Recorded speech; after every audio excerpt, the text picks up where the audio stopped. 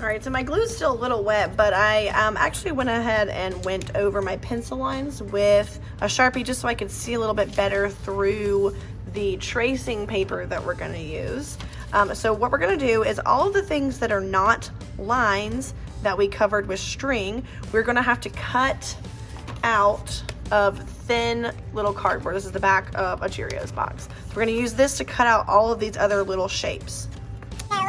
So you'll have access to some tracing paper, and you can trace those shapes from your tiger's head onto the tracing paper, and then you can cut that out of the tracing paper and trace that onto the thick cardboard. Once you trace that onto the thick cardboard, then you can cut that shape out of the cardboard and add the rest of the details like the nose holes and things like that, but it's all kind of one piece.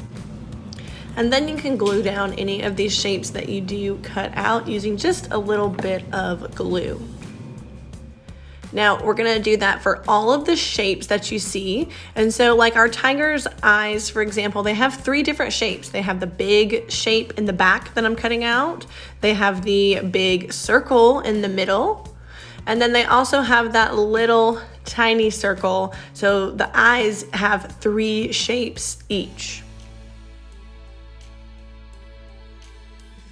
Now, the good thing is that our tiger has 2 eyes, so once you cut out and trace the shapes of your tiger's eye, then you can just take those same cardboard pieces and trace them again onto another piece of cardboard. That way they will be identical to the other side. So then after you trace them again onto the other piece of cardboard, you're gonna carefully cut those out and you will have matching eyes.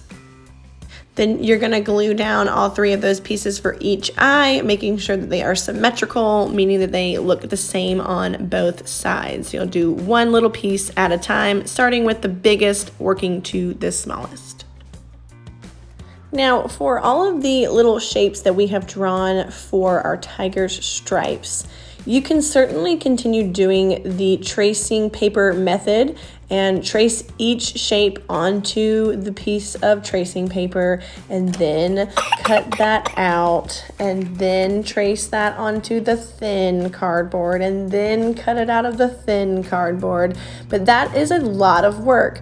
Now, the shapes do not have to be exactly the way that you drew them. So I'm gonna show you a slightly different way to cut out some shapes for the stripes, but you can certainly do the tracing paper method. It's just a little tricky because a lot of those shapes really are kind of small. So I'll show you another way that you can do that besides the time-consuming method of the tracing paper. What you can do instead is get your scrap of thin cardboard and just find a shape that you want to try and recreate on your tiger's face and then just kind of eyeball it.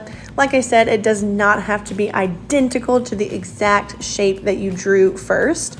We just want to have kind of like a reference to see how many stripes we want and some general shapes that we would use. So you can just kind of eyeball it if you don't want to do the tracing paper method and then just glue on each one as you go.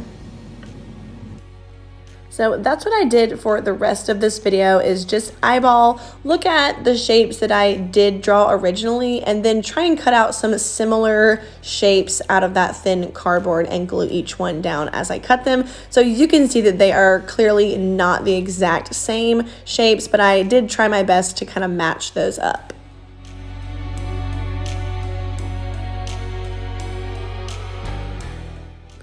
Now, once you have cut out all of your tiger's stripes and all those little teeny tiny shapes, you will be ready for the last step of our relief project. And you can find that in the next video.